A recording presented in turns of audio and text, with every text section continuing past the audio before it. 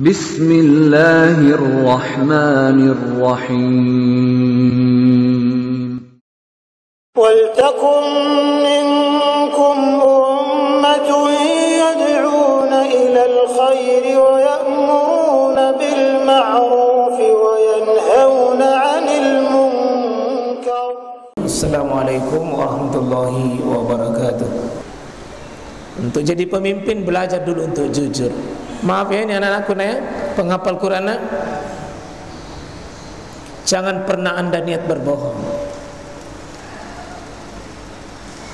Jujur membahagiakan, jujur memuliakan, jujur itu menenangkan, jujur itu membuat kita tenang.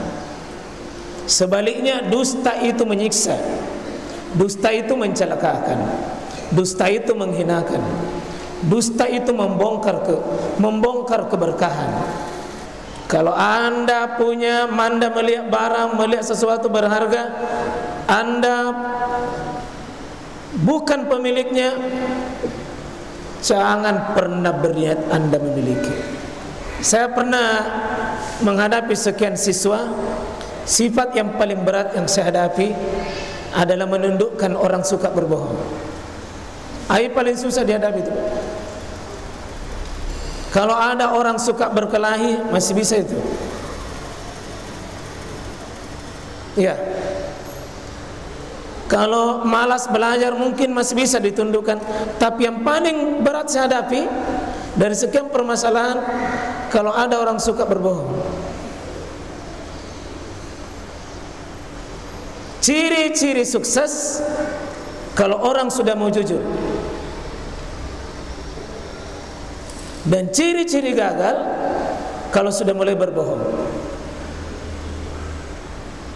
Karena itu Nabi Ibrahim disebutkan sifat sukses berdakwah, sukses dunia akhirat, modalnya jangan berbohong.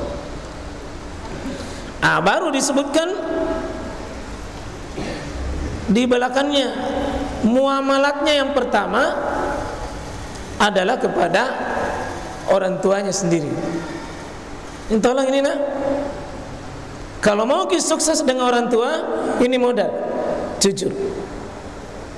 Jangan pernah minta uang belanja yang memang anda tidak butuh. Apalagi kalau masih ada uangnya baru sudah mengatakan habis, keberkahan hafalan itu hilang. Ingat,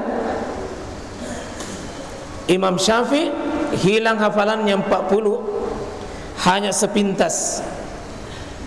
Satu dosa dia lakukan, satu maksiat dia lakukan, hilang 40 ayat. Salah satu dosa besar dari dosa besar adalah berbohong.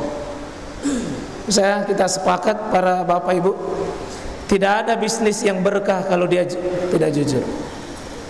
Tidak ada kepemimpinan kecuali kalau dia jujur, mau berkah.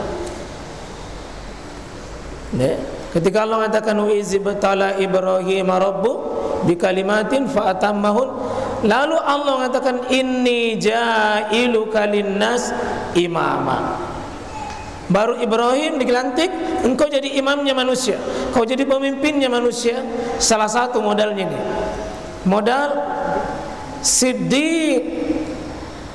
Lalu modal berikutnya bagaimana dia bermuamalah orang tuanya.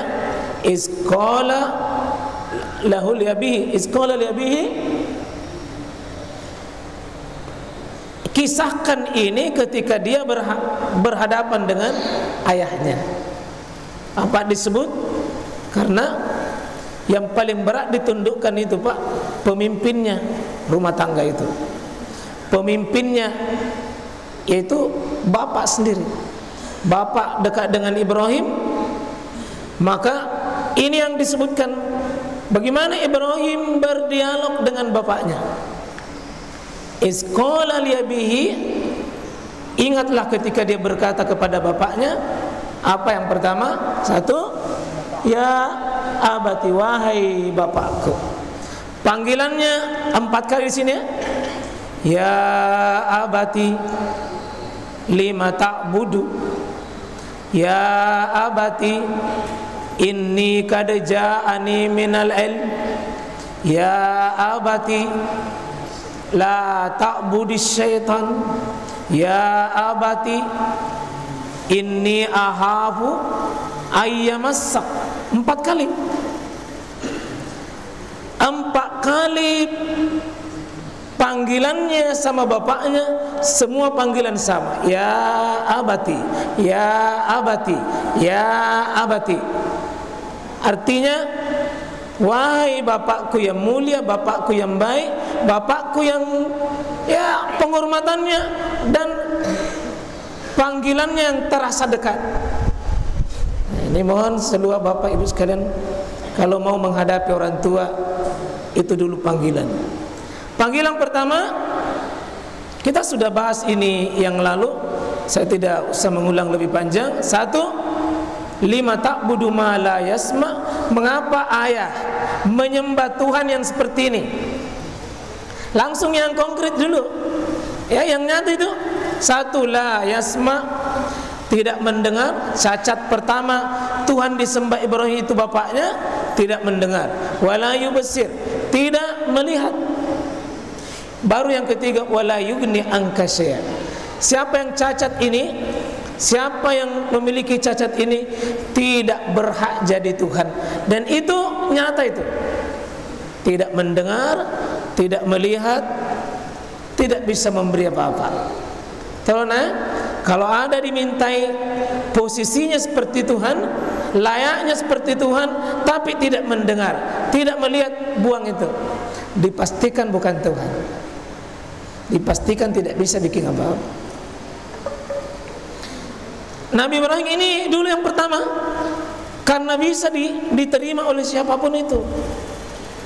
Ini bukan bicara tentang keimanan, bicara tentang logika, argumen yang sangat jelas, alasan yang sangat mudah diterima. Jangan menyembah dengan 3 cacat. Salah satunya tidak layak jadi Tuhan, pasti tidak berhak jadi Tuhan. Jadi kalau ada Tuhan atau disamakan sifatnya Tuhan, tapi dia tuli, dia tidak mendengar, dia tidak melihat, tidak bisa memberi bantuan, bukan Tuhan. Cacat itu. Yang kedua, ya abati, wahai bapakku yang baik, inni qad ja'ani minal ilm. Bapak, sungguh saya sudah mendapatkan sebagian ilmu. Sebagian dia, sebagian, tidak semuanya juga. Jadi Ibrahim melantik dirinya, bukan ku tahu semua, saya sudah dapat sebagian. Mungkin malam yatik yang bapak belum dapat.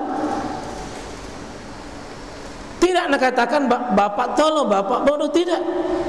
Ada sedikit ku dapat bapak, tapi mungkin bapak belum dapat. Kalau begitu, fattabi'ni, ikuti ilmu yang sedikit itu bapak yang saya dapat. Ikuti ilmu itu. Ikuti. Nabi Ibrahim tidak menyuruh mengikuti dirinya semata dengan itu, tapi dengan karena ilmu. Karena itu ilmu, mohon maaf bapak ya, bapak ini nasihatnya bapak. Ilmu dan muallim, murabbi, mudarris, guru, pembimbing, ulama, ustaz, tidak ada senioritas. Tidak mengenal senior, tidak mengenal umur. Ya, ini rumus. Ilmu diikuti bukan karena umur, ilmu diikuti bukan karena tua. Tidak. Bapak boleh ikut sama anak jika siapa yang punya ilmu, siapa yang punya dalil. Dalilnya yang ditunduki, bukan karena bapaknya, bukan karena guru tak, bukan karena siapa-siapa. Fattabi'ni ahdika siratan sawiyya. Kalau bapak ikut di jalan ilmu itu, insya Allah sampai di siratan sawiyya, jalan lurus, jalan benar. Di sini tidak tuntun ikuti kelompokku, ikuti ya mazhabku, ikuti organisasiku, ikuti ya